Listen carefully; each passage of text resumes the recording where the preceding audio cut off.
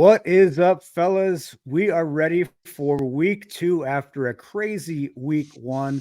Um, uh, Joining me, as always, Tommy Birch in Springfield, Massachusetts. He's up on this shoulder, and then Ben O'Connell's on this shoulder. He's in Chicago, Illinois. I am Kyle Garlett in Denver, Colorado, and we are excited to be with you guys for our week two betting preview of NFL points, picks, and props. Hold on. That is our perfect week siren. Somebody had a perfect week. All right, we're gonna go ahead and turn that off because that's annoying. But Ben O'Connell, you were 5-0 on your five picks. Then you hit your favorite. You hit your top dog, and you hit your easy money line. That is 8-0 for the weekend. Ben, tell us how you did it. Tell us all about it. I just sat there, I thought it through for a second, and I said, you know what? I want to make the listeners a little bit of money. Not just a little bit. I want to make them a lot of money on every bet that they place when they listen to me. Let's get them some money for the first week, right? I'm feeling great about it. I'm ready to make some more money in week two, you know? Yeah, if they had put $100 down on your 8-leg parlay, they would have made $1.7 trillion. If my math is correct, they would have been able to buy the entire NFL. So listen to Ben is what we're saying. This week, whatever Ben says, just do. Just get another mortgage on your house and follow Ben to the gates of heaven because he was perfect last week, 8-0. And look, I don't want to toot my own horn. I was 4-1, and I also hit a couple. And look, hey, and Tommy hit his top dog and his easy money line as well. We all had pretty good weeks, but nobody holds a candle to Ben's week. We're all just in awe of the week you had. And but I do want to have a caveat if you don't mind, Ben. Yeah. So Ben was 5-0 in his five picks, and he'd already hit his top. He already hit his favorite. He was already crowing about a perfect week. We still had the New York Jets hanging out there. He was not actually perfect yet.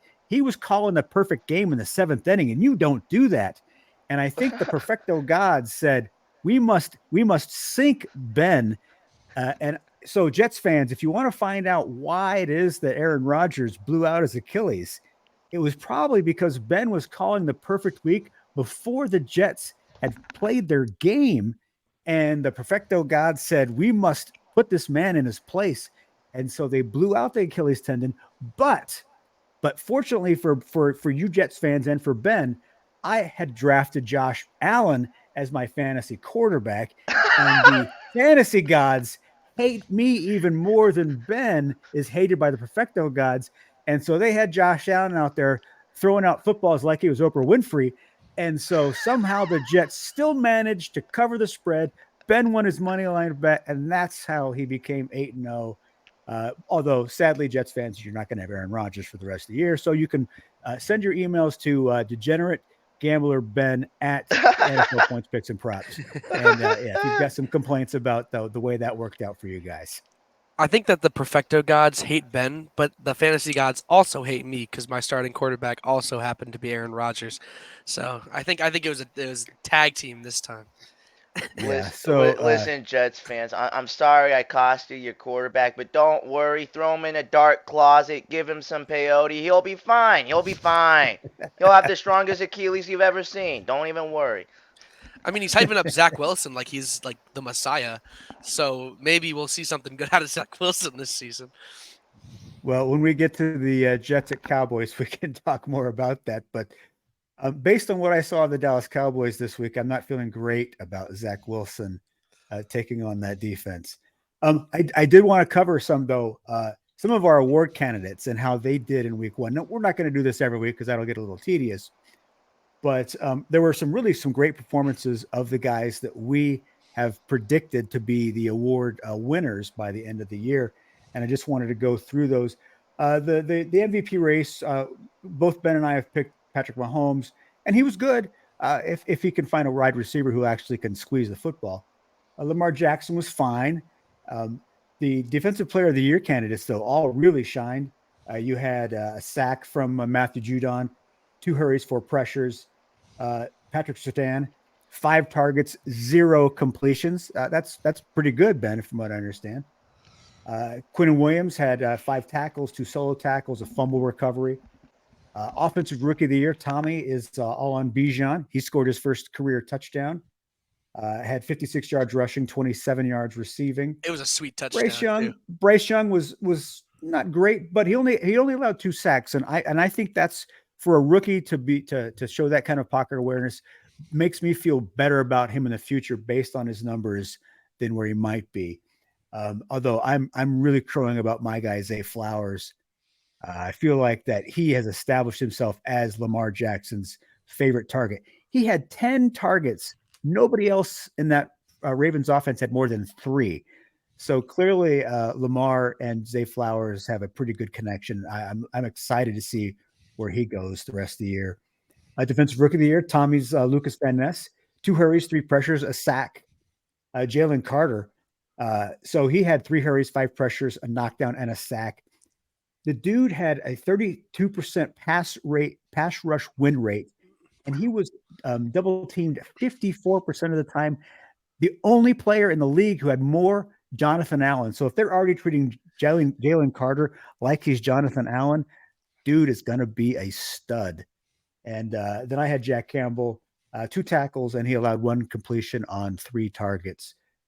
So those were our award picks and how they did in their first game of the season. Your guy Jack Campbell, he had a great deflection, that diving deflection off of his back foot. It was beautiful. Yeah. No, I mean, basically what happens is really good players play really good football. It turns out that's what we learned in week 1, and all these guys are really good football players, and they are a lot of fun to watch.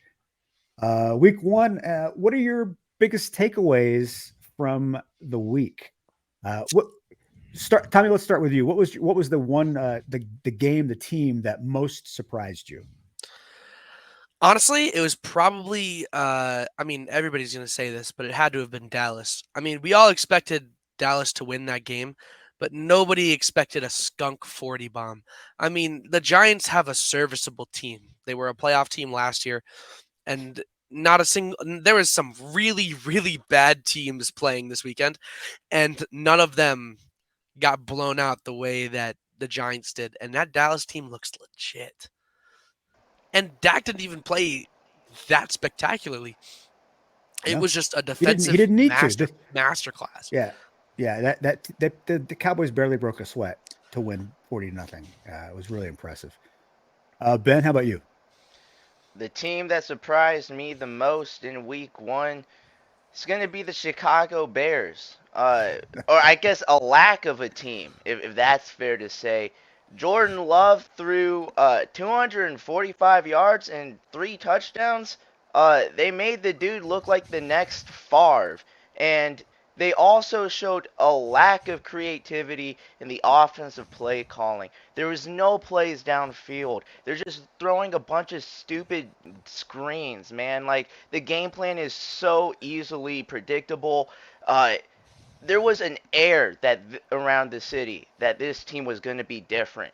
And turns out it's not. It's just another really bad Bears football team. And just because they didn't pick first in the draft last year doesn't mean they didn't earn the first pick. And I think sometimes we forget that. This is a bad football team. And it was shame on me for buying into the hype, okay? But dang. Yeah, no, that was a bad Bears. That was a bad Bears squad.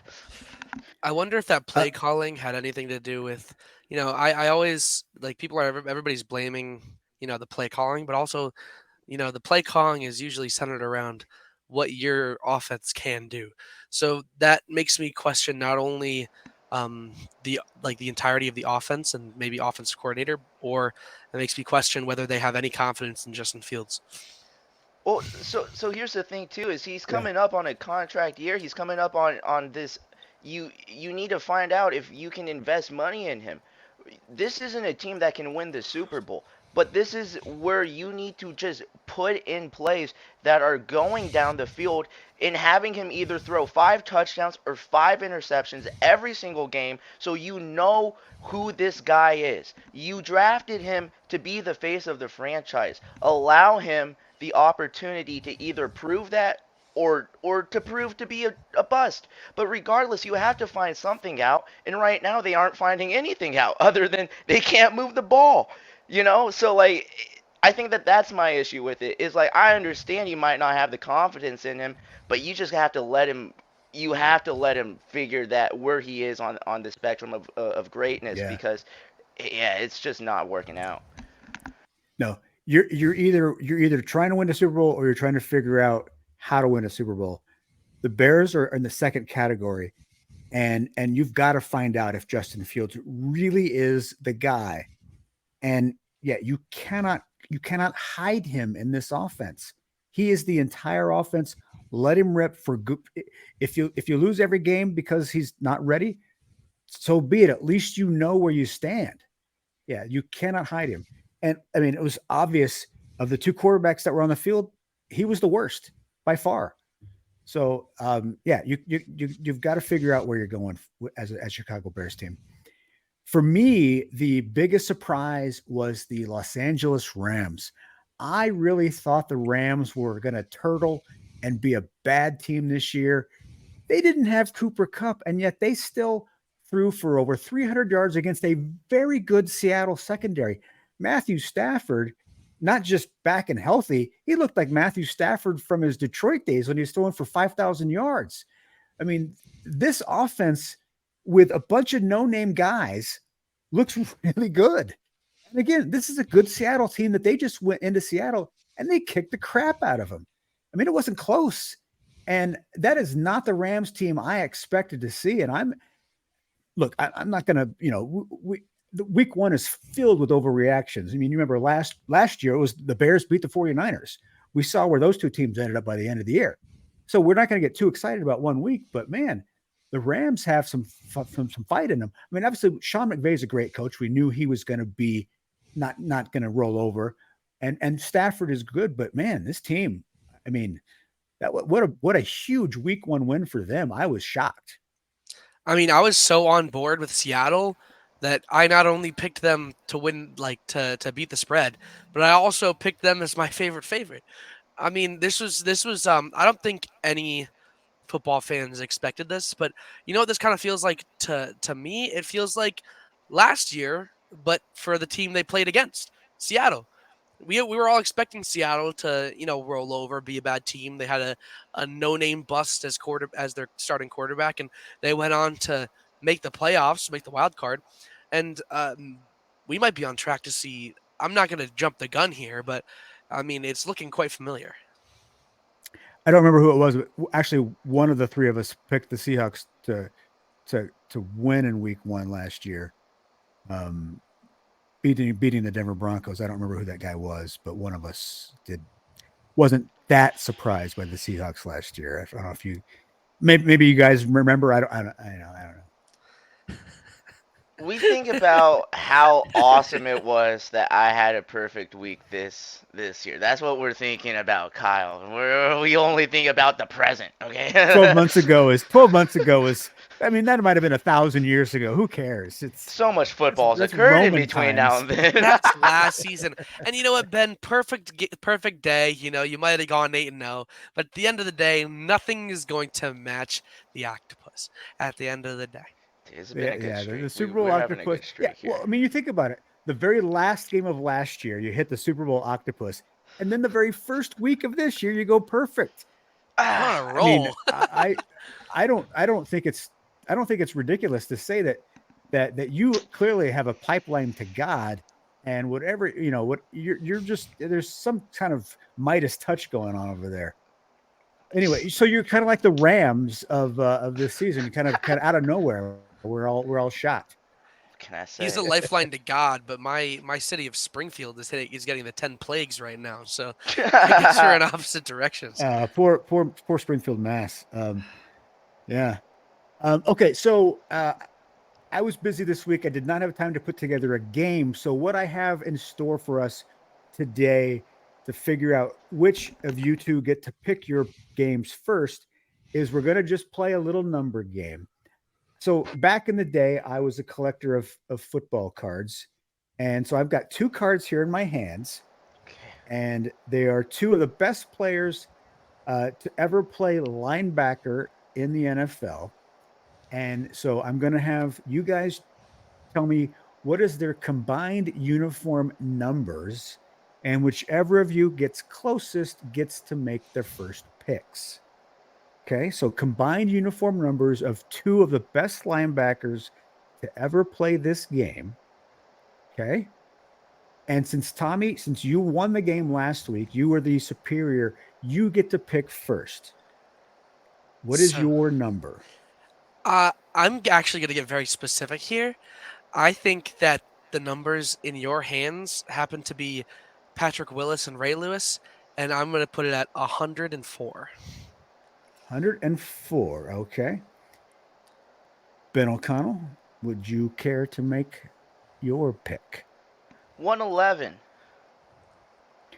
111. Well, who I currently have in my hands are Jack Lambert and Willie Lanier. 121 is their Oh, combined uniform numbers. Ben O'Connell wins. Ben O'Connell gets to pick first.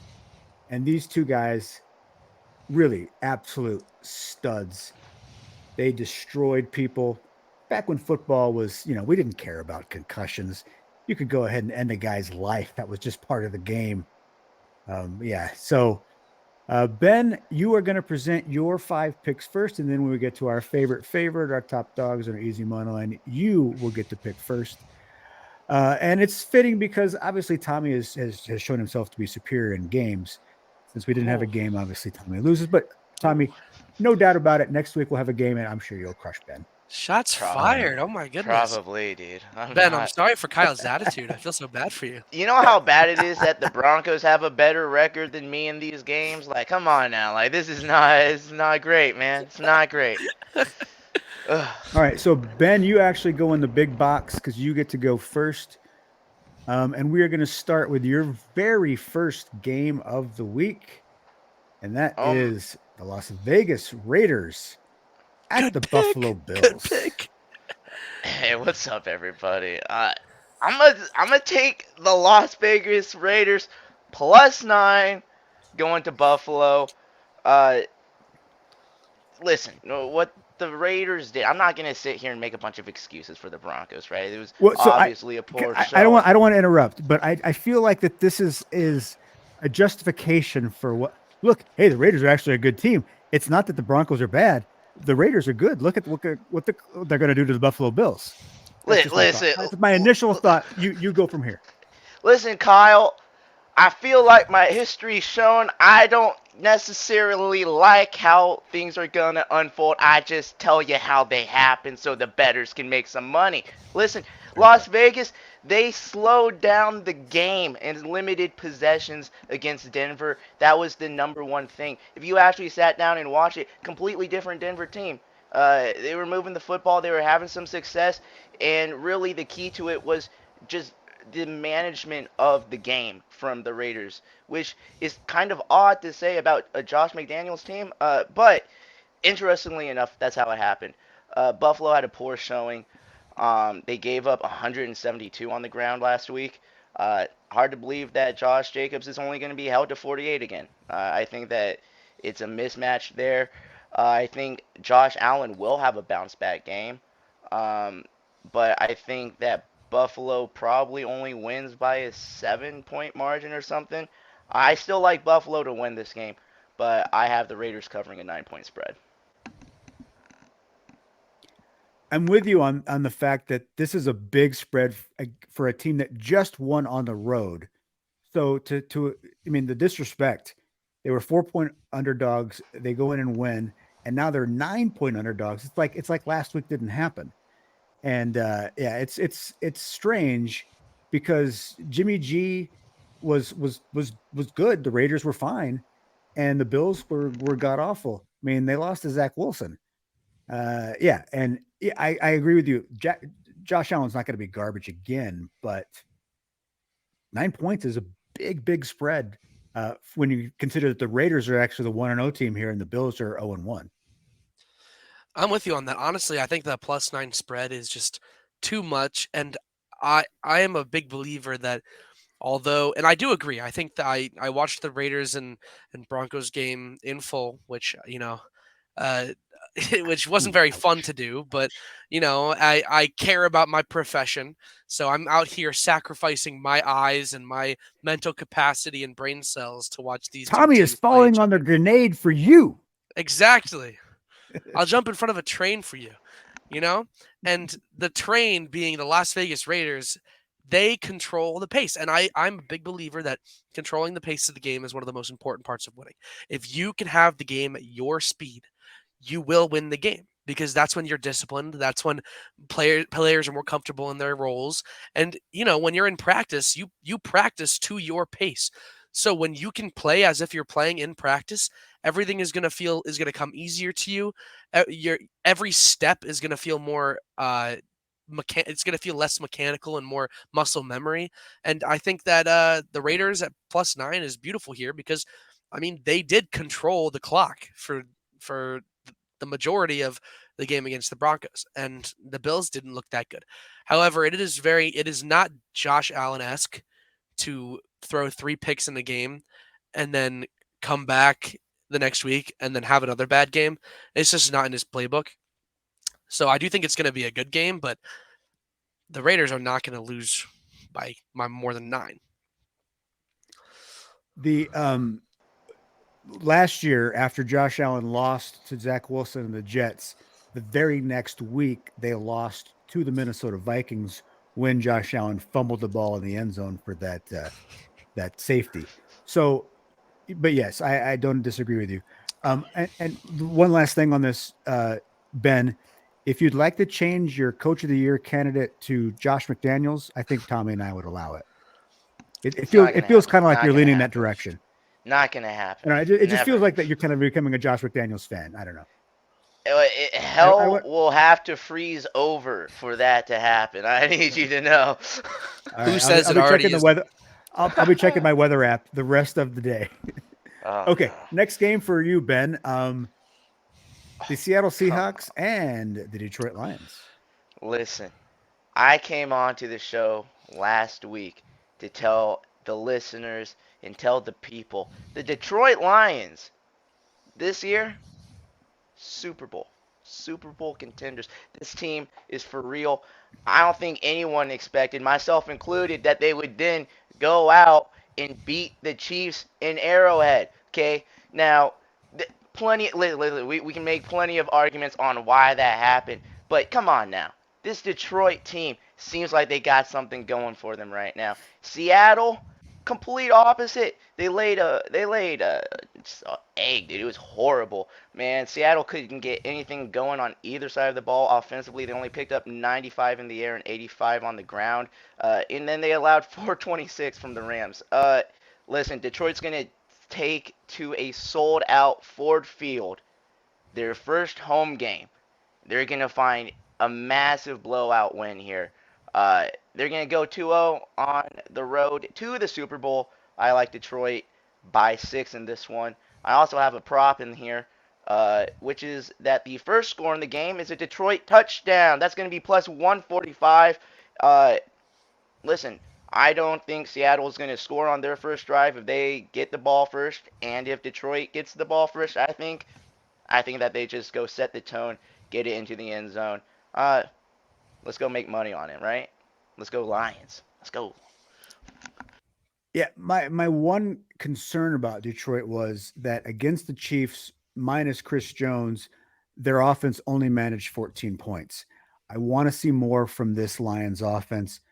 I think Ben Johnson, the offensive coordinator there, is going to be a head coach next year. But I want to see this off. It was the first game for Jameer Gibbs. Obviously, Jameson Williams is still not there, but man, Gibbs, that dude's he's got a gear that very few players have. They need to get him more involved. And once they do that, I think in a month, in 6 weeks, we're going to see the Lions offense in its fully fledged form. Right now, it's still getting off the ground. It didn't do that great against Kansas City, but considering how the Rams ripped apart the Seahawks, maybe this is the week where all of a sudden we see the Lions offense from last year. Yeah, I mean, at home, it's going to be the loudest Ford Field has been since it was built. Yeah, I like the Lions here. I was originally going to say that I wouldn't touch this game just because it was week 1 and the Seahawks still have the same, if not a slightly more capable roster than they had before. But then I realized that both of their tackles are injured. And Aiden Hutchinson is going to demolish that offensive line. And the thing about Detroit is, Well, you were did saying, you see the way Hutchinson handled Kansas City's Jawan Taylor? Yeah, oh my Hutchinson had a goodness. hell of a game. And it's going to be even worse. It's going to be even worse. And if the refs can call holding penalties in this game, we're going to see a very difficult performance for the Seahawks. And Gibbs, we were saying, you give Gibbs the ball more, he is going to elevate this offense. But I think we're going to have the conversation at the end of the year that this running back room is maybe the best in the league because you have Jahmyr Gibbs and you have David Montgomery. And he didn't have any slouch game himself. He's still a quality starting running back. He looked So good. you have a rookie that can come in here and he looked electric. And then you take that and pair it alongside the veteran David Montgomery that went in and scored a touchdown and was still more than serviceable when given the reps. I mean, this Detroit Lions team that can pass the ball efficiently will also be able to run the ball better than almost any other team in the league. And their offensive line looks incredible as well. Yeah. I mean, after watching Brees Hall look like he never tore his ACL, I would probably say the Jets maybe have the best running back room, but the Lions are right there. Yeah. I mean, we've all talked about the Lions and yeah, 2-0 in the division, after this, win over the defending Super Bowl champs and then win over a playoff team like the Seahawks. They're in pretty good shape. Next game for Ben. Yeah. Tommy, what do you think, Tommy? We'll Ben explain it. Tommy, you go before me this time. I want to hear you. Listen, San Francisco looked like an absolute Super Bowl contender. I think that San Francisco realistically looked like one of the most complete, if not the most complete team playing in Week 1 in the NFL. Uh, and then I look at this Rams team where, as Kyle was saying at the beginning of the show, we weren't expecting anything from them. And they went out there and just absolutely had demolished Seattle, right? 426 yards against a defense that is no slouch, right? Now, I definitely think that San Francisco, is competing right now for best defense in the league, right? Them and the Jets in Dallas, like there's a really great race right now, and we'll see how that progresses. But 8.5 points after what the Rams did last week just completely shocked me, and it seems a little disrespectful, right? Listen, it feels like a trap. I'm well aware that this line feels like a trap, and it feels weird taking it. It might be the first L for me this season, but I'm gonna tell you what. I just can't look at what happened last week and pretend like it didn't happen, man. I think that the Rams can stay within 8.5. I think San Francisco gets it done, maybe by a touchdown. But even if they win by a touchdown, that's still within the spread here. It just seems so disrespectful for what LAR was able to do last week. I have to go with the Rams on this one. See, I mean, I can respect your pick. Plus 8.5 is a large spread, especially for a team that dogged out on offense that has one of the better coaching staffs in the league. However, we saw a San Francisco team that their number one target was Brandon Ayuk. And this, I'm talking about the offense right now. I'm not even talking about the defense. We have a quarterback that just came off a UCL injury, didn't play for almost the entire preseason, and didn't get full practice reps until about 2 weeks ago. And we're talking about George Kittle not being 100% this week and only having 3 receptions for 19 yards, where George Kittle was Brock Purdy's favorite target last season. So we see a fully healthy George Kittle who gets rest for the rest of this week. We're talking about a Brock Purdy that actually has in-game experience now. Brandon Ayuk was the number 1 receiver. We didn't even see that much out of Debo. He had 55 yards, and those 55 yards were quality yards. This offense is going to tear apart the Rams defense. We always talk about the Niners defense, and I think the Niners defense is going to hold up just fine against the Rams. But the Niners offense is somehow still underrated. And I think that the Los Angeles Rams defense is not going to be able to do anything to them. There is no team right now that has more ways to beat you offensively than the 49ers. McCaffrey, what did he go for? 120 plus? Yeah, I didn't even You've talk got about Brandon. McCaffrey was fantastic in week 1. He looked like the same guy that won the MVP years ago. I mean, this is a dude who could easily go 1,000. You've got George Kittle, who is, I mean, the ways they could beat you offensively. I was just looking it up while you guys were talking. The last 7 games between these two teams, the 49ers have covered the spread 7 times. 7 for 7. The last time the Rams covered the spread was in 2019. So, yes, the Rams kicked the crap out of the Seahawks. They're now at home. Should it be 8.5? No. But the 49ers just went into Pittsburgh, a good Steelers team against a good Steelers defense for sure. Maybe the Steelers offense is still a work in progress, but the Steelers defense we know is good, and the 49ers had their way with them. I'm glad, Ben, this was your game because I don't want to pick it. I'm just going to say the 49ers keep covering the spread against the Rams, and I am not going to bet against them. Oh, also, this is a very important piece to add. SoFi Stadium is just another home field for the 49ers. Their nickname in 49ers fan base, and this is like if you go to any of those 49ers fan pages, that obviously I follow all of them, they call SoFi Stadium Levi South because they fill up the stadium with red jerseys every time they play there. And I'm sorry to say, there's no home field advantage for the Rams. Like the Niners just went to Pittsburgh and across the country and beat them 30-7. And now they're going to play a Rams team, and it's basically going to be at home. This doesn't seem. I feel like they're going to win by 10. That's just me being realistic here. Well, okay, so let's go to. I'll see you next week.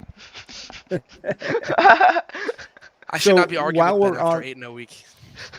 While we're on the subject of Los Angeles, let's go to the Los Angeles Chargers at the Tennessee Titans. We want to talk about disrespectful lines. Look at this. Y'all see this? 3 points for the Chargers? Oh my goodness. They did just lose. Tannehill had 3 interceptions. Tennessee allowed 282 passing yards from Derek Carr. Now I understand. Hey, he's fine. You know, he's Tennessee did cover the spread though. Listen, Herbert's gonna have a great day. Herbert's gonna have an amazing day. Does anyone expect anything from the Tennessee Titans long term here? Right? Like, I think like the expectations from the Chargers are so much higher. Listen, if you're the Chargers and you're gonna go set out to do this season what you said or you think in your locker room you're gonna do, this is a game you have to win by at least a touchdown, right? So I'm gonna take the Chargers here. Cover 3 in a win. Yeah, I just don't like Tennessee. I'm just gonna bet against them this year. That's the strategy in this one. I don't like Tennessee, but I like Derrick Henry, and I hate the Chargers' rush defense. Do I think this Chargers are probably going to win this game, but could this be a Derrick Henry 215 yards and 3 touchdown game? I think it absolutely could be. This is the opponent that he could do that against. And if he does, all bets are off. But yes, Ryan Tannehill is hot garbage. But J.C. Jackson also hot garbage for the Chargers out there. I mean, what is happening?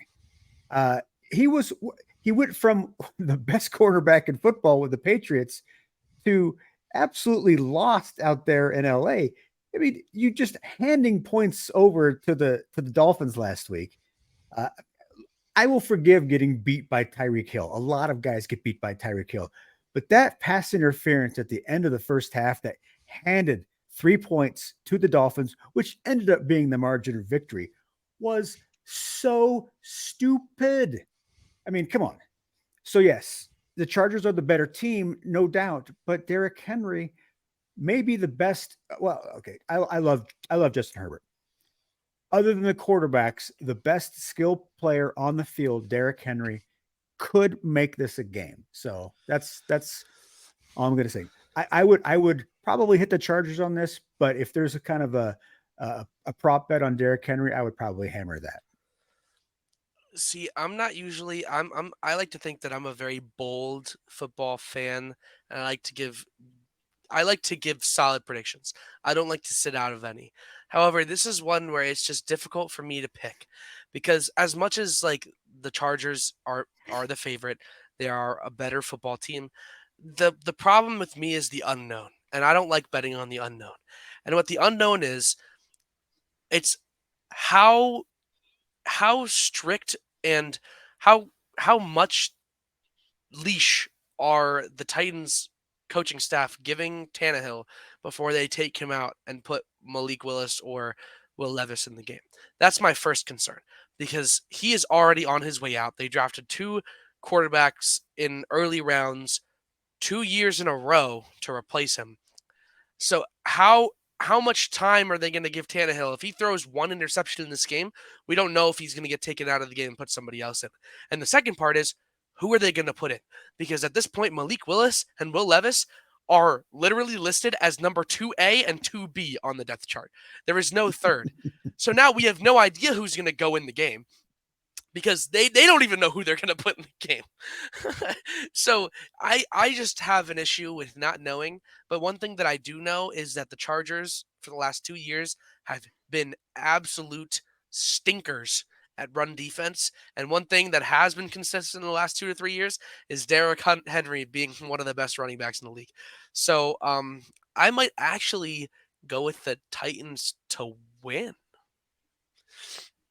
Hey, I mean, Henry, I would say is that not Henry's not just one of the best. I think of his era, Henry is the best running back that we've seen over the last 6-7 years. And yeah, I mean, the dude is just phenomenal. Yeah. Tommy, you're a genius. You're a goddamn genius. I try my gosh darn best, Kyle. All right, Ben. The Cleveland Browns are going to be 2-0 in the AFC North, 2 division wins. Yeah. They're going to be in first place. Look, if you want to change Kevin Stefanski to your coach of the year, I think Tommy and I would allow it. Hey, I'm rocking with Campbell. We're sticking with it. Okay, Don't even okay, worry. yeah. Don't even I'm worry. sorry. But I'll shut up. But goodness, did this Cleveland Browns team look good against Bengals, huh? Didn't they look good against Cincy? They allowed, they were average, Cincy was averaging 2.6 yards a play. Oh my goodness. Holding Joe Burrow to 82 yards, 14 to 31. Now, we know historically Cincinnati is a slow starting team. I completely get that. Here's the other thing, though. I think we give Pittsburgh a little too much credit. Did they not just get completely rocked by San Francisco? Did they not just completely get pantsed in front of their home fans, waving them terrible towels? What? I'm sorry, 2 points? 2 points? Cleveland's coming off of beating one of the best teams in the AFC the past, 5 years. This is a really solid football club, even on their off day. They feel great. They know that they're competitive in the division again. As much as it pains me to say it, Cleveland's gonna have a field day against this Steelers team, man. I this jump on it right now because once Vegas and the bookmakers, once the odds makers realize how bad of a team Pittsburgh truly is this year, you're not gonna get good lines like this again, dude. But I'm gonna just tell you how it is right now. Cleveland gonna go out there and absolutely smoke Pittsburgh. I'm gonna take them by 2. I'm gonna take them probably by 1.5 here and take them by 3.5. I just like this Cleveland win here. Now, I'm a little disappointed that none of the three of us picked Myles Garrett as Defensive Player of the Year because, dude, balled out in Week 1. I think he's going to ball out here. That Browns defense is actually for real. They've got great weapons on offense. I've been banging the Nick Chubb, give him the Brock all the time for a while now. And look, we all hate the man that is Deshaun Watson, but the quarterback that is Deshaun Watson is pretty damn good. And this team is good. And the Pittsburgh Steelers, all their little preseason hype, we're a playoff contender, we're a Super Bowl team. They're going to be 0-2, and having lost two games at home. I haven't done the research, but for the Steelers to be home underdogs 2 weeks in a row lets you know where everybody stands on this Steelers team. They are not all that. The Browns, however, though, man, they just beat the crap out of their rivals in Ohio. Now this is their second most hated rival.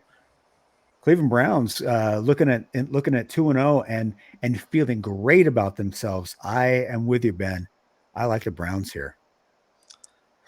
I'm absolutely on the Browns train right now. I think the -2 is disrespectful to what the Browns just the massacre that the Browns just put on the Bengals. I still think that there is some growing pains with coming back with Deshaun Watson. I mean, his passing game was okay. He ran the ball very well. I mean, he had a rushing touchdown. He had almost 50 yards rushing, but the passing game was still, left some to be desired. He still had 150 yards, and he went 1 for 1 with touchdowns and interceptions, I think. But let's just do a little compare and contrast right now. Let's compare the Bengals' skill positions on offense to the Steelers' skill positions on offense. At quarterback, Joe Burrow. And then at running back, Joe Mixon. Now let's look at their receivers. Jamar Chase, Tyler Boyd, T. Higgins. Now let's move on to the Steelers. At quarterback, Kenny Pickett. At running back, Najee Harris. Infamous fantasy bust. And then at receiver, Allen Robinson, Deontay Johnson, and Calvin Austin III, who had more receiving yards than George Pickens. So if I, do a little bit of comparing and contrasting between these two teams, I can deduce that the Browns are going to clobber the Steelers. Not feel like to it's as a fantasy owner of both T. Higgins and George Pickens, I feel personally attacked. Well, that's why you lost this week, Kyle.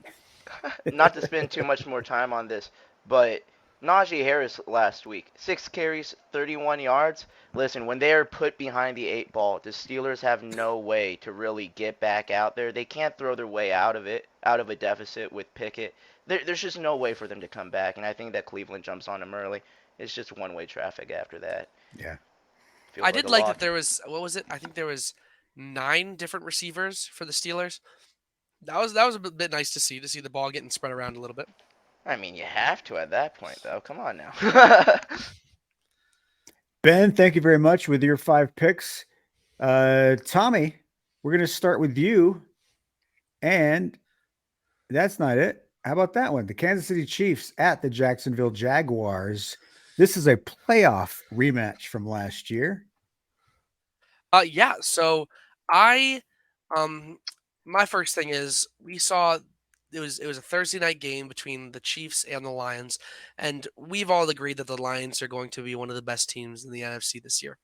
And we all know that the Jacksonville is a very competitive team as well, but Kansas City not only had 2 of their best players out for the game, which is not going to be the case. But it's a Thursday night game, and we're going to get back to last year's tendencies. You know how much I like a week and a half rest for these guys. Oh, it makes me so happy. And the Kansas City Chiefs are going to play really good football. And we don't see, and we were talking about Josh Allen not usually having 2 bad games in a row. Let's talk about Patrick Mahomes, the guy who is, how old is he, Kyle? I know you know how old he is. He's 27 years old. 27 years old, and he's already being in talks for the best quarterback of all time, which is wild for a 27-year-old. You think that a GOAT conversation quarterback at 27 years old is going to have another mediocre game? No shot. He's going to have Travis Kelce back. Chris Jones is back on the defensive line. And you know what it's going to be? It's going to be a true Kansas City offensive what's the word? I'll just say another massacre. I think that the Kansas City Chiefs are going to, I think you could make this a -6 and the Chiefs should still hit. And that's nothing against the Jaguars. I think the Jaguars are a good team, but they didn't prove themselves to be that dominant last week. And Kansas City is still one of the most well-rounded and best teams in the NFL. So this moves me into my prop, talking about Patrick Mahomes once again. I think that we do not see a repeat of last week where, I mean, even last week he had 2 passing touchdowns, over 2.5. If we don't have 10% of his passes being drops, this is an easy hit. Plus 140 as well. This seems like, just bring me my money. Bring me my money. No, I think you make a great point. He had no Travis Kelce, who is his go-to guy. He had guys dropping balls left and right, and he's still got 2 passing touchdowns. Add Travis Kelce, had to have some guys catch some balls. We don't think he can add one more touchdown against. Again, it's not like he played scrubs last week. He played the Detroit Lions, who are the favorites to win their division. So yeah, adding an extra touchdown pass seems like a no-brainer. The Jags allowed Anthony Richardson and the Colts to average 4.1 yards a play last week. That was Richardson's first game in the NFL. Mahomes has quite a bit more experience. Jags, I do have high hopes for him long term. Right now, they just seem like they're in that phase where they need to get it all together. It sucks that you're going to see Kansas City this early in the schedule. This is definitely a team you want to see later in the year. But yeah, I have the Chiefs winning by a or by a large margin just because it's so early in the season. Yeah, I mean, really, of the Jags, the guy who shone was Calvin Ridley. He's obviously a great addition to this team. He looks like a guy who's a full year of freshness to him because he didn't play last year. But the running game was struggled a little bit. Trevor Lawrence will be fine, but he wasn't great. And like you said, the Colts took their rookie quarterback Anthony Richardson. He threw the ball 37 times, and if you look at the passing chart, almost all of his passes were to the right. This is a guy who was only focused on one half of the field because he's a rookie. He's not able to read the entire field yet. Well, now you got Patrick Mahomes who can read the entire stadium. And so, I mean, the Chiefs do well against the Jags. They beat him in the playoffs, even though Patrick had 1 foot for the entire second half. And I like the Chiefs here, obviously. I like number 87. He's going to catch a couple of balls that are going to be for touchdowns. I'm all about the Chiefs here. Jags, though, you're fine. You're going to win your division. You're going to be one of the top 4 seeds in the AFC. Just not this week. All right, Tommy? My Washington Commanders, who are going to be a playoff team. You're all over them. I love it. You're drinking my Kool-Aid. Absolutely, I'm drinking your Kool-Aid. So I think, it's week 1, right? We saw a difficult game for the Broncos and the Commanders. And I mean, the Commanders, they came out on top against a lowly Arizona Cardinals team, but we all have to admit that Cardinals team did not look as bad as we expected. Their defense looks pretty darn good. Zaven Collins looked pretty darn good. And they put on a bit of a show. It was a close game all the way through. And we'll get back to the Cardinals later, but the Commanders still came out on top. It wasn't a bad game. And Sam Howell looked pretty decent as well. I mean, he threw almost 66%. He threw about 63% completion percentage, 200 yards, one touchdown, and one pick in his first regular season game with actual consequences. And I actually feel like it was a bit of a confidence booster for myself. I think that Sam Howell can really do it. And the thing about the Broncos is, despite whether they're better or not, the Broncos have a tendency to keep games close. And the Commanders have done the exact same thing as of last week. So I think, first of all, the Commanders won. The Broncos lost. And the Broncos lost to a team that is arguably close in ability to the Cardinals. And plus 3.5 just seems a bit much for me. I think the Commanders could easily come out on top in this game. It's going to be a very close game, but it could be a 2-point game here, even if the Broncos do win. So I like the Commanders plus 3.5 here. It's one of my favorites. Well, obviously the Broncos played a very low-scoring game last week, and anytime you have a low-scoring game, obviously your point spreads shrink. So, to have this be a field goal game or less makes total sense because of the amount of points that we're expecting. And look, I live here in Denver. Everybody was excited about Sean Payton and what would happen with the Broncos. Right now, the most popular team in Colorado, the Colorado Buffaloes, the most popular coach in Colorado, Deion Sanders, the most popular quarterback in Colorado, Deion Sanders' son. The fans here have said, okay, forget the Denver Broncos. We are all about the Buff, and college football reigning supreme right now because they've had it with this Denver team. It is interesting. These are the last two teams to have been sold in the NFL. So you've got $10.7 billion worth of football teams playing in this game. Both teams are thrilled to have their new owners. The Commanders probably more so because their ownership beforehand was some of the worst in all of professional sports. I don't know. I like the Commanders. I really love the Commanders' defense. I mean, obviously the Broncos have a great defense too, but again, that just points to the low-scoring game, close nature of the game. I think anytime you've got two great defenses and you've got a chance to get a bet that's less than a field goal, you go for it. Yeah, so right now I would say the main thought process in Broncos country when it comes to this team and your takeaways from week 1 is that the number of possessions that the Broncos had was about half of what you usually expect in an average NFL game. They had around 6 possessions. They were able to score 16 points off that. The line of thinking that is, oh, if you play a normal 12 possession, 13 possession game, we get 32 points. And that makes plenty of sense. I see how they got that math. The issue is, we haven't seen that. we haven't seen anything close to that. And yeah, the Broncos offense was able to move the ball, but the defense looked the exact same as when Vance Joseph was the head coach, right? Like, Vance Joseph isn't a good coordinator. He's not a good coach. He's not really brought success anyway. The Arizona defense last year fell off a cliff. Like, this dude he's not have a great track record. As much as I think and have faith that the Broncos could realistically put up a good number of points in this game and easily win by more than 3.5. This is a prove it league. You have to do it before I can put money, backing you, saying that you can do this. You have to at least show me it. If not, I'm just crazy. And I have been crazy multiple weeks on this show. If you are a listener, you know that I have been as crazy for this team as I can. Financially, it's no longer viable for me to be crazy, and it should be no longer viable for the listeners. I'm sorry, listeners, for leading you astray. The Commanders 3.5. It pains me to say it. They still lose, but they cover.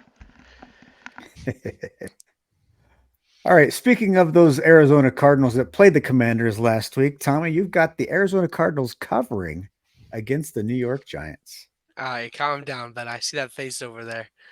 But listen, we're gonna hear me out on this one. So the Cardinals, and we have to admit that Commanders team looked very put together, and they have an incredible coaching staff as of right now. Eric Bieniemy is changing the culture over there, and he has praise for this offense, and Terry McLaurin has praise for that quarterback. But the Cardinals still put up a fight. Now, let's talk a little bit about Joshua Dobbs.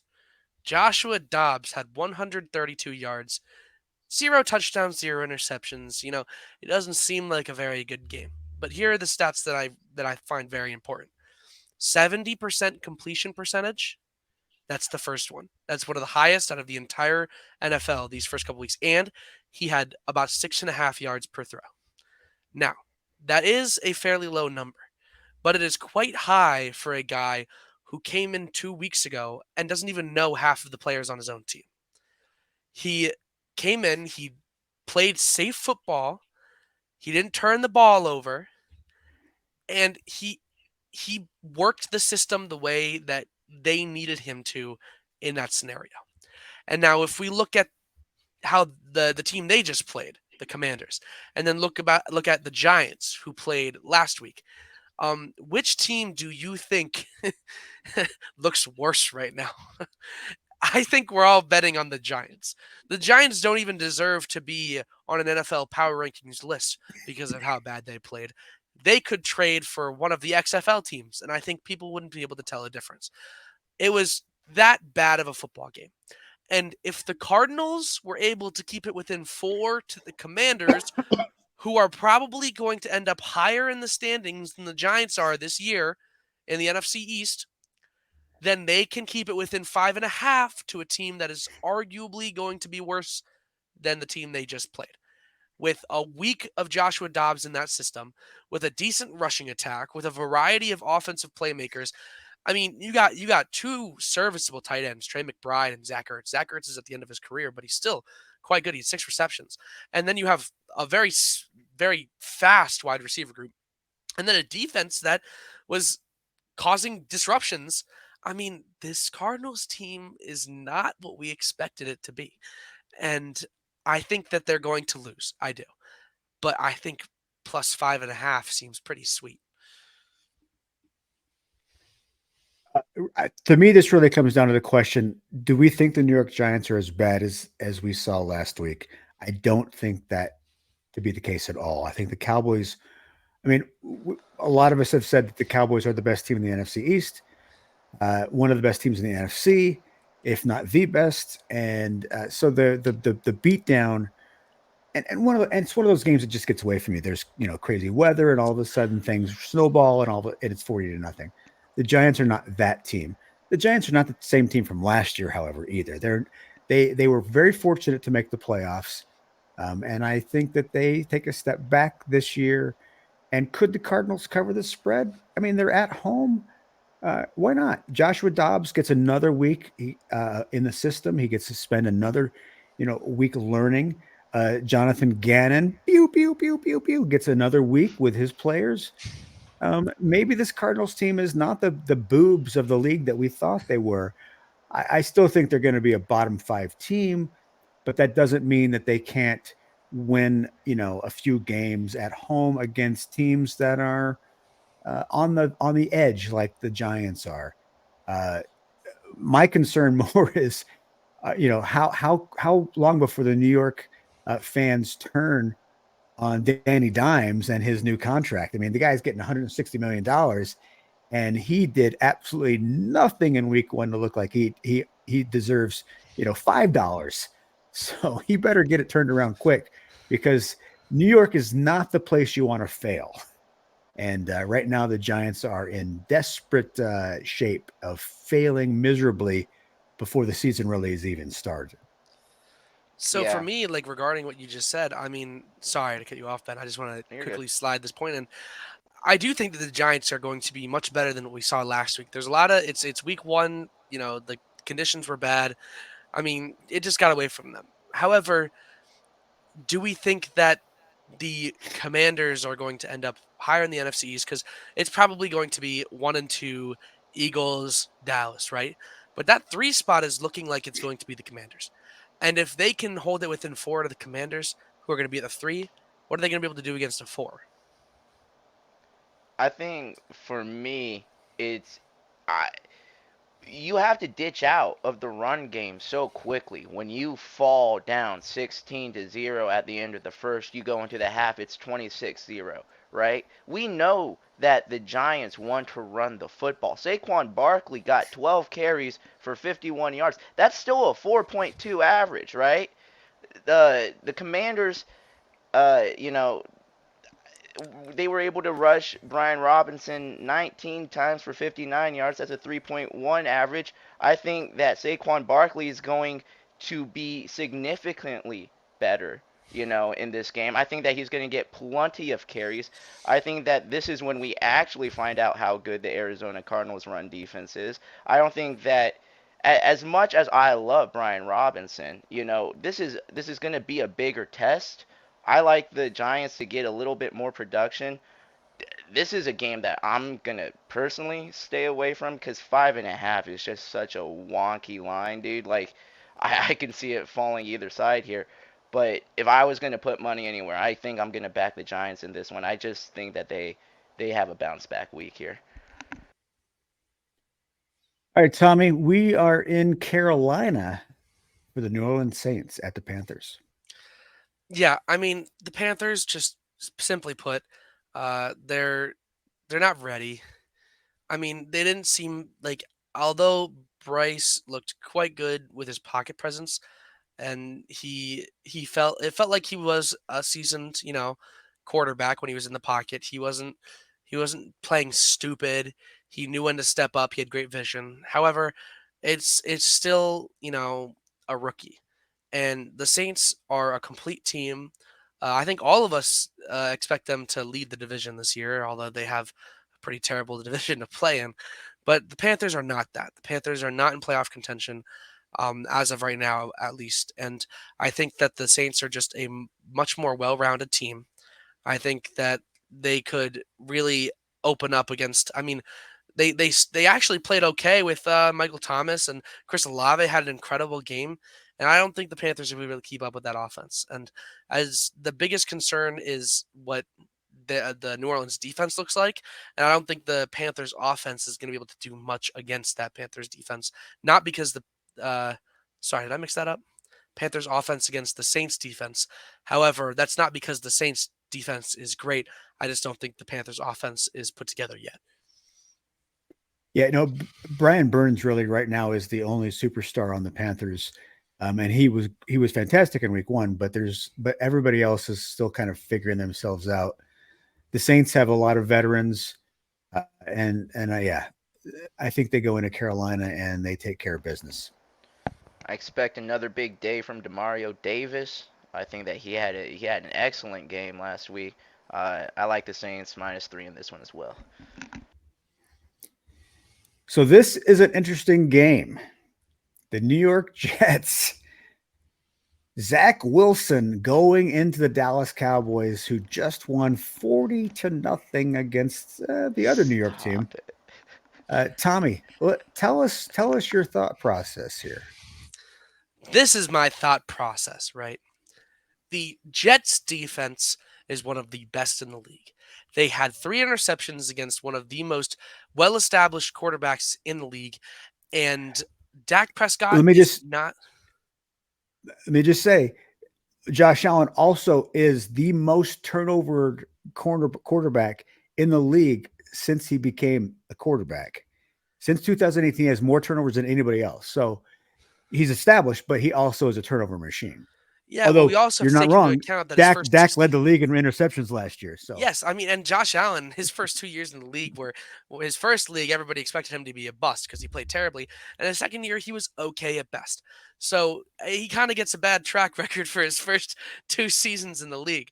And although he can be turnover prone, the 3 interceptions was ridiculous to me. And the Jets defense is more than serviceable. They are one of the best in the league. And Dak Prescott, even in training camp, he was throwing hospital balls on air. It was sad. And and he didn't really have to flex his quarterback muscles very much last week because his defense carried him the whole game. But once we see him actually put in a little bit of effort in these games, I don't know if it's going to be very much different than last year. And the Jets defense is constricting, and the Dallas defense is as well. However, this is the part where I start to sound a little bit crazy. I think that if you give Zach Wilson an entire week of preparation, because they prepared for that game against the Bills, expecting the Bills to be one of the best teams in the league, and they expected their superstar Aaron Rodgers to be the starter for that game, and they prepared for it as if Aaron Rodgers was going to start. And then they had to change their game plan in the middle of the game to satisfy the Zach Wilson effect. Now they're going to have an entire week to game plan around him, or maybe find a different quarterback. So it might be a little too late for that. I think they're going to rock with Wilson at this point. But if you have an entire week to prep Wilson for this game, their run game looked really good. And we could see a very defensive battle here. And the Jets offense probably won't look great, but I don't think the Dallas Cowboys offense is going to look that great either. And a 9.5-point spread just seems way too much for me. I think it might be 7 points. I think that we could be looking at a 21 to or a 23 to 18 kind of game here, or something along those lines. I think it's going to be closer than a lot of people expect. So the Jets did have a lot of yards rushing last week, but Brees Hall broke 2 long runs. He's not going to do that every game. In terms of their consistently good running of the football, it wasn't there. And the Cowboys are so much better than the Buffalo Bills defense. Give Zach Wilson a full week to prepare. He's going to spend 3 of those days pursuing his mom's best friends. So I'm just not convinced. Well, I am convinced that Zach Wilson is not an NFL starting quarterback, and the Jets now have no option other than him. It may change in a couple of weeks with somebody else, but right now Wilson is the guy. I think, the Cowboys against a much better Giants offense just demolish them. There's no way that Wilson does anything. I think personally, this is going to be a 17 to 20 point Cowboys win. They're at home. They just had the biggest beatdown of the week. I think they may have they may have the biggest beatdown of week 2 as well. The Jets, in the moment of week 1, they managed to hang on. Garrett Wilson made that incredible play. Then you get this wonderful punt return to win it in overtime. I just can't see those kind of plays happening in multiple weeks in a row. And yeah, I am all on the Cowboys here. So we'll see. One of us is right, one of us is wrong. We'll figure out which one that is. You guys said the same thing about my Raiders pick last week, and I came out here triumphant. So yeah, I had Zach Wilson starting for the Raiders. I have confidence. Well, no, and I may be the one next week eating crow. Who knows? We'll see. Kyle, I wouldn't be surprised if you were correct as well. Kyle, if you're eating crow, I'm gonna be eating crow with you. Listen, it took the Jets every ounce of effort to pull off this win. It took every little bit of magic that they had in the tank. And if you are relying on magic to win games, you aren't going to win too many games. That's just how it works out. Listen, I think that, will Dak turn over the ball? I don't know, more than likely. But Zach Wilson will very likely give the ball right back to Dallas. I'm not really, thinking long term that this is going to be a giant turnover advantage for one team or the other here. Overall, as much as I would like the Jets to keep it close here, I don't think they will be able to. I like Dallas to cover 9.5, which is a crazy spread. But yeah, I'm gonna go with it. Well, Tommy, thank you very much. Those are your 5 games. Now it is my turn with my 5 games. And starting off with the Indianapolis Colts at Houston Texans, to me, this is very simple. Anthony Richardson looked like the best of the rookie quarterbacks in week 1 against a pretty good Jacksonville team. He's now facing a not very good Houston team. I am rolling with Anthony Richardson. I was desperate to have a prop for this game as well. I wanted a Richardson prop, but because of the little injury he had at in week 1, which is not going to affect him really for week 2. He's not on the board right now, so I had to go elsewhere. But I really like the Colts here. I think they win in Houston, They're not going to get a lot of wins this year, but this is certainly one of those games that they're going to win. I am rolling with Indianapolis. I'm rolling with Richardson to have another big game. I think he's going to rush for 50 yards. I think he's going to throw for 230, 240 yards. Wouldn't be surprised if he has another rushing touchdown, 1 or 2 passing touchdowns. I like the Indianapolis Colts. Absolutely with you. -1 is ridiculous. I mean, this Colts team put up a valiant effort last week against one of the better teams in the NFL. And Houston is slated to be one of the worst teams in the NFL. And when you do that math and put the pieces together, it looks like an Anthony Richardson masterclass and an easy Colts win by at least a touchdown. All I'm going to say about this game is that I currently have a petition up on change.org to remove the Houston Texans from the American Football Conference and move them to the Missouri Valley Conference. What kind of football team is this? It's not even looking like a Division I team. It looks like Division II. Come on now. I like the Indianapolis Colts to win by at least a touchdown. I need my Yeah, XFL let's Houston not- Roughnecks. Let's not forget that the Colts were leading in the fourth quarter. The Jags had to have a comeback to win that game. This is a pretty decent Colts team, at least in some of their games. I mean, they're going to have some blowouts. They're going to have some bad losses. But, man, Anthony Richardson, for all of his lack of experience, did not look like that at all. He looked like a guy ready for the NFL. I was really impressed. No matter how high you are in Anthony Richardson, it's probably not high enough. This guy's got a big ceiling. All right, Ravens at Bengals. You know that I've got the Ravens winning the AFC North. I think the Ravens go out there. They took some injuries. Obviously, losing J.K. Dobbins is awful. It's awful for Dobbins. The guy's snake bit. They took a couple of injuries on the offensive line, but man, the Bengals look terrible. The Ravens, I love their balance now. They're not just the Lamar Jackson run the football game. Zay Flowers, and we're gonna see more of Rashad Bateman. We're gonna see more of OBJ. Obviously, I haven't. You guys, maybe if you've seen a Mark Andrews update, but this is a good team. They are on the road in Cincinnati, but the Bengals really looked lost last week. I'm getting 3.5 points. The Ravens nearly pulled that playoff game off last year. I think the Ravens are gonna win this game outright. So the fact that I'm getting 3.5 points, I'm all over that. So I'm absolutely with you. This Baltimore Ravens team looked very put together, and I do think that Mark Andrews, he's questionable, but he is looking good to play. The first reason that I know this is because he was my starting fantasy tight end, and it said that he had his 12 point something projected points instead of 0, which means that he looks like he's on track to play. And then as I double checked for you, John Harbaugh said Mark looks good. We'll see how he does in practice this week.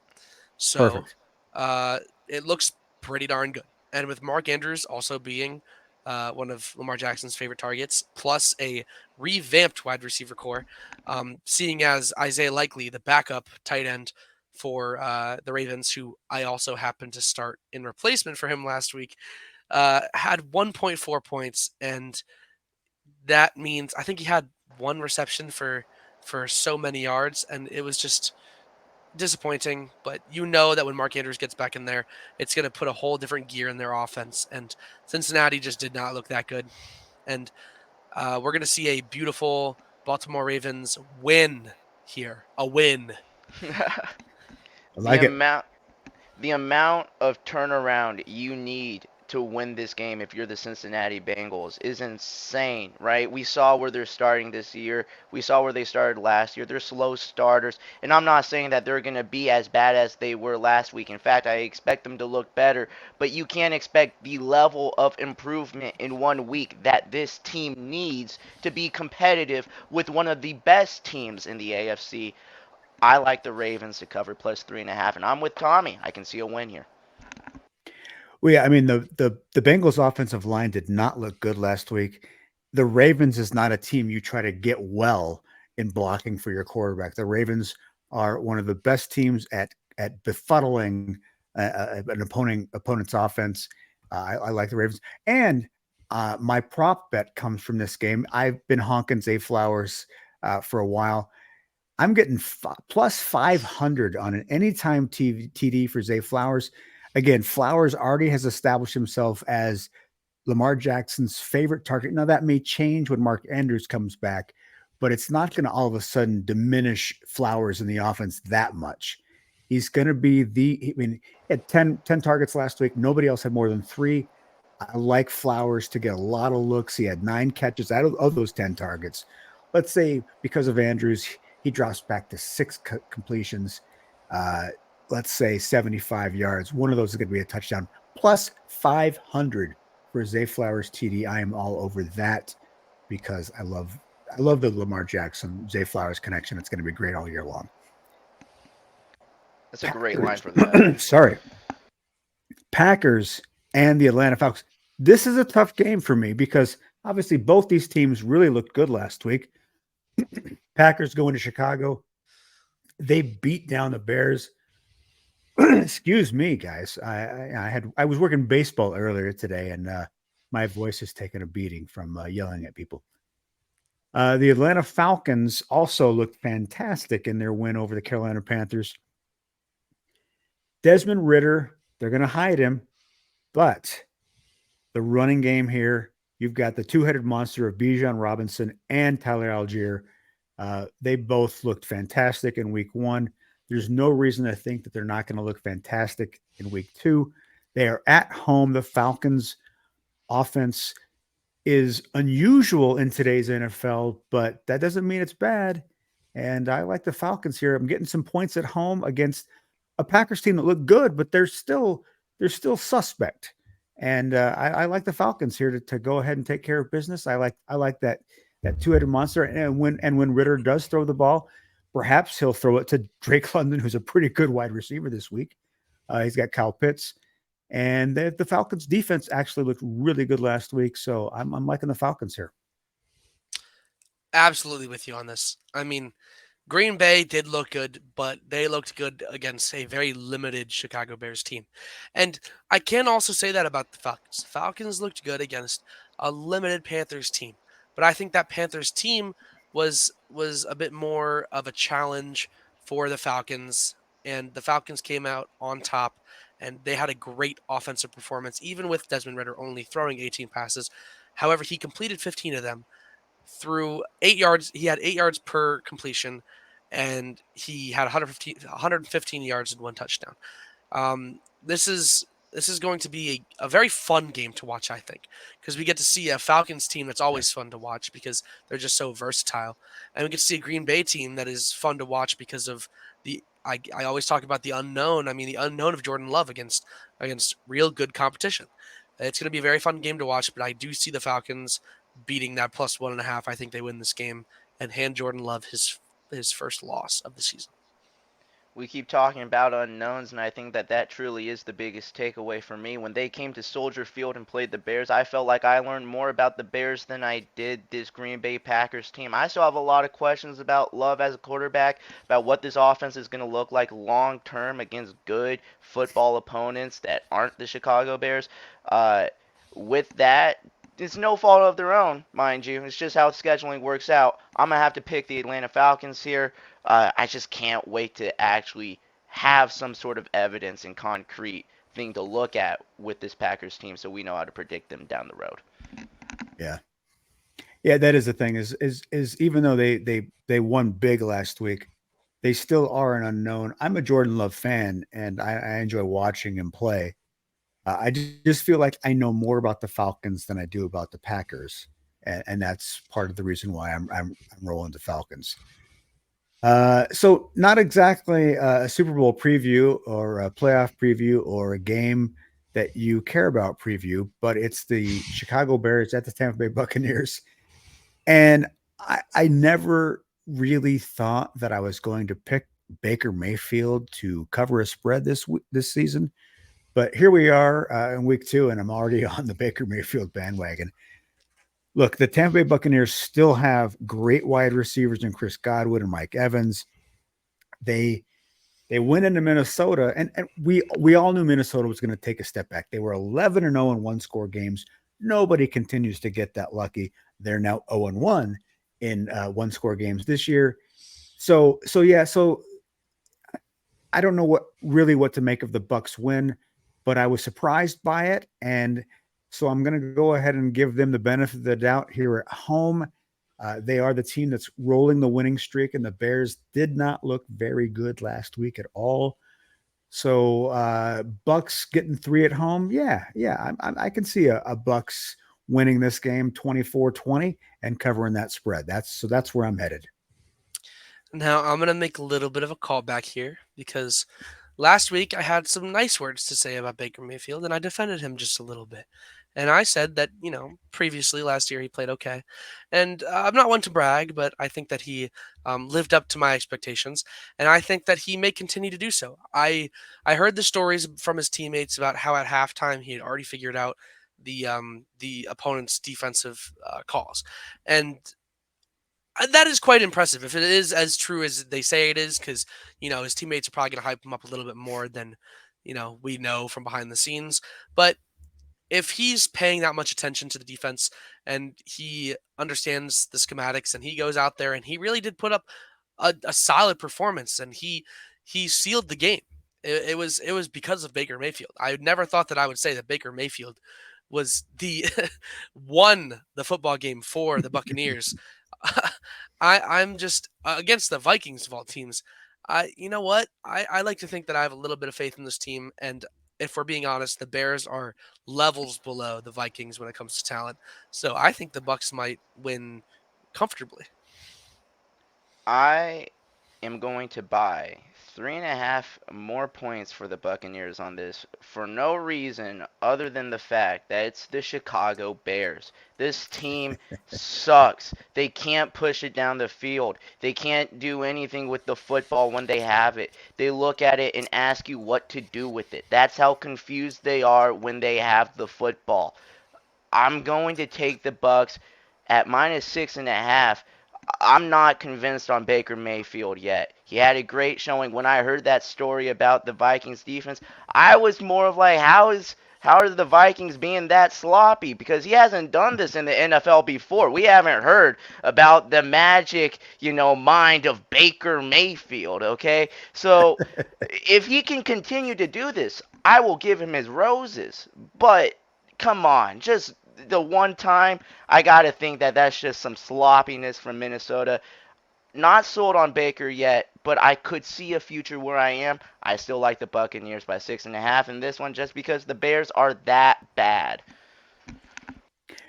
Reminder that Ben lives in Chicago and has decided that all of his Bears friends are dead to him, apparently. If you're friends with Bears fans, I don't care if you live in Chicago. You have the wrong friends. Listen, they're all a bunch of drunks anyway, man. This is Chicago sports we're talking about. We don't know what's going on. I was just at the Rockies game. I work with the Colorado Rockies, and the Cubs have been in town the last 3 days, and the Cubs have lost the last 2 games to a 92-loss Rockies team. The Cubs fans were not thrilled.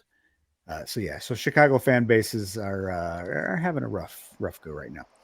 All right, final game of the week, the Miami Dolphins at the New England Patriots. I am very impressed by this Patriots defense. Get your toe in. It's not college football anymore. Drag that toe, and the Patriots might have beaten the Philadelphia Eagles. I guarantee you they're going to spend an entire week of just working on toe drags. And look, Mac Jones isn't a world beater, but he looked better with Bill O'Brien as his offensive coordinator. This defense is fantastic. The Miami Dolphins were gashed against the run. The Chargers just destroyed them on the run. I guarantee you Bill Belichick has got all kinds of running plays. We're going to see a lot of runs by the Patriots. They're going to slow this game down. They're going to pound the ball. And then you're gonna get the occasional Mac Jones play action to somebody who's gonna be wide open because the Dolphins have to sell out for the run. I really think that Bill Belichick is going to put a masterclass on in this game. This defense is going to play really well, and the offense is going to play good enough to cause a lot of problems for the Dolphins. I know they went into LA and they beat the Chargers. I think they go into New England and they lose to the Patriots. I like the fact that I'm getting points on the home team. I am rolling with that. It is the best coach in the history of the NFL. Give me those 2.5 points. I am rolling with the Patriots. I don't think I've ever agreed more with Kyle Garlett. I love this pick, and let me explain why. First of all, Mac Jones looked like he's more than serviceable starting quarterback, and they had him throw the ball 54 times. We never in our lives would have thought that Mac Jones would combine for 54 attempts in 2 games last season, and they trust him to throw all of them in one and still put up 300 yards and 3 touchdowns. He had a great performance. The run game could have been worked on more. And I'm talking more on the offensive side of the ball here. But if you have that much trust in your quarterback, and we've talked about, Bill O'Brien is the offensive coordinator, they're giving Mac Jones more trust. He's calling audibles. He can change the play. He's a smart football player. And then the receiver room looks a lot better than we thought it would. Kendrick Bourne had 2 touchdowns. Kendrick Bourne is, and I have a personal, liking towards Kendrick Bourne, former Niner. I miss him a lot, especially after last week. But I mean, this team looks like they could really make an impact. And let's talk about Gillette. The Gillette Stadium, the home environment, and I've seen it multiple times. I've grown up in New England. It is hype in Gillette. And you know what? Fans of the Patriots really dislike the Dolphins. I'll tell you a quick little story. When I was around 10 to 12 years old, I went to the nosebleeds of a Patriots versus Miami Dolphins game. And there was a nice couple minding their own business in Dolphins jerseys in the snow in the upper deck. And there was people dumping beer on them, throwing snowballs at them, and making their lives miserable as they sat there minding their own business. And I was 10 to 12 years old asking my father why they were treating these people so bad. And he goes, well, they're Dolphins fans. And that is the environment that you have at Gillette Stadium. They are going to rattle the Dolphins, and the Patriots are going to come out on top. Listen, Go ahead, Ben. No, you're all good. Last week, Tua threw for 466 yards, and the Dolphins needed every single one of them to barely edge out a win over the Los Angeles Chargers. He's not going to throw for 466 yards on a Belichick defense. He's not going to throw 300 yards on a Belichick defense. Listen, I like the Patriots in this game. I like them to win. It's going to be a crazy environment. I mean, apparently these Boston fans, well, not apparently, we know Boston fans are like we know where Boston ranks. You up there with Philly and stuff. Come on now. But I like the Patriots to win 2.5. No, I mean there's a reason why we all know the term mass holes. They are mass holes to the nth degree. I've been to a Raiders game at the LA Coliseum, and I would not want to hang out with mass holes. So, the fact that they were throwing beer on Dolphins fans, fuck those guys. Yeah, realistically.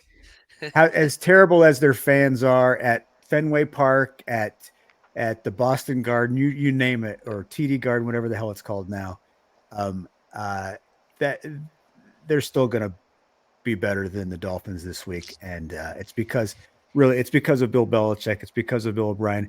And Tommy, as you said, you've got a very smart quarterback. He doesn't have the strongest arm, but he's got an accurate arm, and he understands the game of football. And I think that makes the difference here. So it's all of the hype that we had about the Dolphins last week. I think a little bit of it goes away after this week. And the AFC East is thrown into turmoil because you've got the Buffalo Bills with a loss. You're going to have the Dolphins with a loss. You're going to have the Jets with 2 losses. And the Patriots. So you're going to have a 3-way tie in first place. Who knows what's going to happen in the AFC East? It's going to be a lot of fun. That is why the NFL is called the greatest reality television show on earth. Guys, that is all we have. Those are all of our games. Man, I cannot wait for football on Sunday. And well, we got a double header on Monday. 2 more games on Monday. I love that. Monday always feels like it's too short. I love that we got to get a double header on Monday. So guys, any last thoughts before we say goodnight to all of our well, the people who are now they're just waiting to hear what Ben picks, because obviously Ben is perfect in 2023. Well, I hope his favorite and dog. And Oh, I'm sorry. money line Yeah, I'm hits it. jumping ahead. We haven't finished the show yet. We still got to make our final picks. So my bad. Thank you for keeping me grounded, Tommy. I appreciate you. Yeah, I'm always here. I'll send you. Yeah, there's a little cash coming your way. Ben, you did successfully pick the closest combined number. So, yeah. So I got home from baseball. Tonight, sorry. and I did pour myself a whiskey, as perhaps has been evident to some people who are watching closely. Ben, you get to go first because you knew that the combined numbers of Willie Lanier and Jack Lambert were closer to 120, 121. All right. Your favorite, Ben, of the week. Let's get these people, get our viewers and our listeners off on the right track here so that they know which games are the best ones to target. Your favorite, please. I'm going to take the Cleveland Browns -2 over the Pittsburgh Steelers. Cleveland -2. I don't hate it at all. All right. Ben, your top dog. Man, I don't like a lot of dogs this week. This is what I realized looking at these odds. But I am going to take the Baltimore Ravens +3.5 at Cincinnati. Hey, I like that one a lot. So, yeah, good call. All right, and your easy money line. I've got some money lines here if you need my input, but we are all good. I'm going to take the Indianapolis Colts in a pick'em. I got them at -115. Indy -115. Perfect. All right, Tommy, your favorite of the week. My favorite is going to be the New Orleans -3 over the Carolina Panthers. New Orleans -3. All right. Your top dog of the week. My top dog of the week is going to be the Washington +3.5 at Denver. Washington +3.5. And your easy money line, please. I might go a little bit out of pocket here, but what does that Tennessee money line look like over the Chargers? Tennessee and LA +124. +124. Is that what you got? Why am I not saying it? Yeah, that's what I. Oh, there we go. I've got a +130 for the Titans. Oh, that's Please, huge. can I take the higher one? Yeah, you can take the higher one. I'm rocking the +130 on that. Tennessee +130. Yeah, we encourage everybody to line shop. So, of course, take the best one. +130 on the Titans. All right. For my favorite, I am going to go with those Dallas Cowboys -9.5. I think that's going to be 14 points or so. My top dog, I am going to go with the Los Angeles Rams getting 8.5 at home. And for my easy money line, I'm going to take the Atlanta Falcons. They're paying even money at +100. But I am going to take that. That's good. Because I like the Falcons. All right, now we are done. I was trying to get us off of here 5 minutes ago. Now it is official. Guys, now any last thoughts before we say goodnight to everybody and wish them well on their week 2 betting? I love football. Yeah, it's a great sport, isn't it? Man, Ben, when you tweeted that out, or you maybe you messaged us to us after when the at the end of that Jets Bills game. It was just like, yes, Yeah. there's no better sport. No other sport ends like that when you have So a awesome. punt return for a touchdown. How many punt returns happen for touchdowns happen in a year? Maybe 3 Not over the enough. course of And the 285 guy who games. did it too. The guy who did it Yeah, too. he was the guy who was featured on Hard Knocks. He's one of the last guys to make the team. And Robert Saleh tells him, "Hey, you're going to do great things for us this year." And then his first week of the season, he does great things for him. It was just, it was perfect. It was just beautiful. So yeah, now if you don't love football, well, you're not listening to us if you don't love football. But if you don't love football, what the hell is wrong with you? Go see a doctor, go see a psychiatrist because your brain is scrambled. Football is fantastic. Yeah, I love football, and so we've started a thing this year where we're going to end each episode with like a look at American football. Tommy, obviously you played some college football. You're now a high school football coach. I played a little high school football. Ben, I know you are a football aficionado. Did you play any football in high school? I played until everyone kept growing and I stopped. It was unfair. That was an unfair thing that happened in high school. But maybe Well, saved me from a couple concussions. one of the favorite things for high school football players is the running out onto the field. So I compiled a little video of some of the best football team entrances in high school football, and that's how we're going to go out tonight. So, on behalf of Tommy Birch in Springfield, Massachusetts, where you should not drink the water right now, Ben O'Connell, he is in Chicago, Illinois, where you should not pretend that casseroles are actual pizza. I am Kyle Garlett in Denver, Colorado, and we are the guys who bring you NFL points, picks, and props every week. Happy betting, everybody. Enjoy American football. Broncos country, same guy? I don't know, man.